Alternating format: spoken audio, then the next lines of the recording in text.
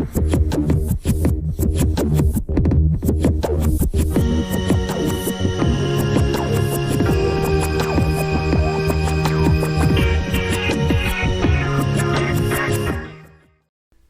Transformers, we get a lot of cars, some trucks, a lot of jets, but hardly any boats. Like right here, you're looking at most of the boat options for Transformers, barring Micromasters. But there's usually one that everyone thinks about, and it's Tidal Wave. But for casual fans who haven't seen Energon and have only gotten their balls kicked in the PS2 game, they don't know that Tidal Wave became this. Energon Mirage. And no, I do not want to hear any of that pre-Rise of the Beast bullshit about names anymore. I'm over it. I'm over it. We got no time for that crap! It's alright. I'm better now. Megatron gave Tidal Wave this form after getting crushed by an Energon tower. Skill issue.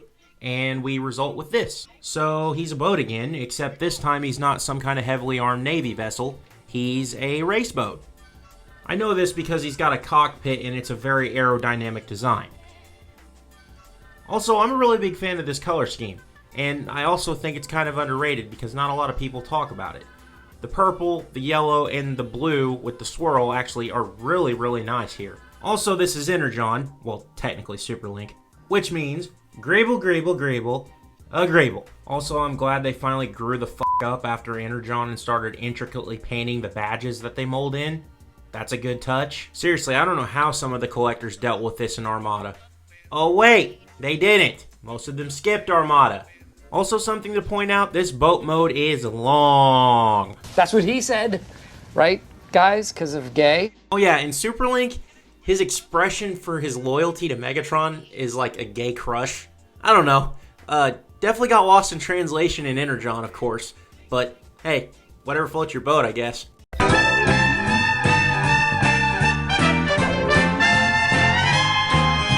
But anyway, this guy just isn't a speedboat. He's an attack speedboat. So basically, this guy has hyper mode, which for the uninitiated is the Decepticon answer to power links in Energon. So basically, Mirage has two flip-up cannons with erectile dysfunction. Get the Viagra. And these wings that kind of flip out from the side, so now he's kind of a hydrofoil. Also, he fires missiles, but when I bought this thing from Rodimus Primal, my dumb ass walked off without the missiles and forgot all weekend at TFCon. Yeah, you guys can blame David for that one, for not reminding me. Idiot! And lastly, he rolls pretty good. So yeah, I love the gay boat. Even though there's not as many boat Transformers I could choose from, this is still one of the high points. Robot mode. Okay, here's the deal. I do not like this transformation at all. It's just a bunch of tabs and flaps and panels floating around, and you just push the boat cable to the back and hope for the best. I mean, it folds up nice and tight, but geez, there's a lot of, I don't know, a lot of finagling to go around here, I guess is the word you would use. It's not fun. The most it does, the most mass it moves around is taking that giant sound box that I've got here and cramming it into his back so all the electronics and gimmicks still work. I am not a fan of when they do this. However, the robot mode's absolutely fantastic. And he is one tall bastard, too. And that's coming from me. And looking at it, there's really only one thing about this robot mode that can be said. This is exceedingly Japanese.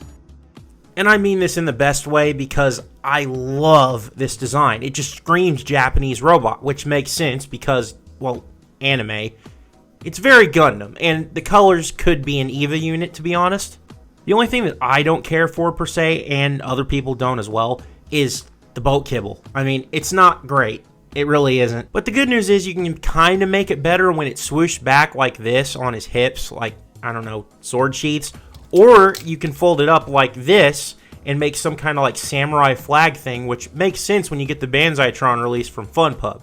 Speaking of the boat flaps, we might as well talk about what's holding them on. Translucent plastic. Why? I can't complain too much because they hadn't figured out that translucent plastic are time bombs, but the Decepticons and Energon are loaded with it. And dear God in heaven, this is begging to fail. I mean, one day I'm going to go to grab it to mess with it or sell it, and it's just going to explode on me. He's got a lot of detail to him with that irresistible Energon charm to him. Again, love these colors. And his head sculpt, forget about it. It's so good. As for features, we've got the Energon socket, which you can just put an Energon star on. I don't have a Decepticon one handy, so just bear with me here. But yeah, it works really well. Also, he's got Minicom ports to slide his fists out, but what? You can't do it yourself? What do you need a Minicom port for? Are you that lazy? I'm talking to you, Jimmy. I know you're watching this. And of course, you can do Hyper mode, which in this mode, it's just the flip out cannons again, which, hey, the Viagra worked. So now he's all set to whoop your ass if you don't have any Autobots on hand. And God forbid if you had Snowcat, he'd look pretty good as a team. And for those wondering, no, I do not have Snowcat because he kind of sucks. Although I do kind of want him now, because I want him to ski behind Mirage. Oh well, Demolisher can just do it in the meantime. Hi, I'm Demolisher. Welcome to Jackass. Articulation on Mirage is definitely of its time. The head is on a swivel rather than a ball joint. They weren't really quite there yet. The arms are universal and on ratchets, but they're a little bit awkward considering how they are transformed here. The elbows are double jointed, sort of. They're a little bit tight to go there. There you go. You can get them all the way that far just because of transformation. And then he's got a bicep swivel, and he's got the really weird swivel down here that's completely useless that nobody wants to use. He has no wrist swivel though. The waist is on a swivel, but you wouldn't really want to use it because of the kibble. You get a little bit of a rock or tilt from the upper body, but you're not going to want to use it too much either. The legs are ratchet on a soft ratchet. They go forward and go back and outward, so they're universal, and the outward ratchet's a little bit more solid.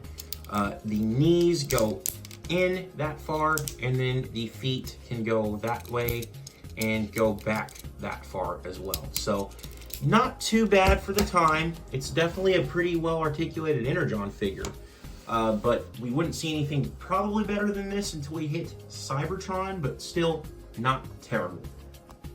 Overall, I think Mirage is a little bit of a mess, but he's still pretty cool. He's got a presence on your shelf, and he's just an overall pretty fun figure. Plus, boat. We don't get enough boat transformers, so Hasbro, can we have some more, please? Please? With that being said, keep growing your collections. Treebot out.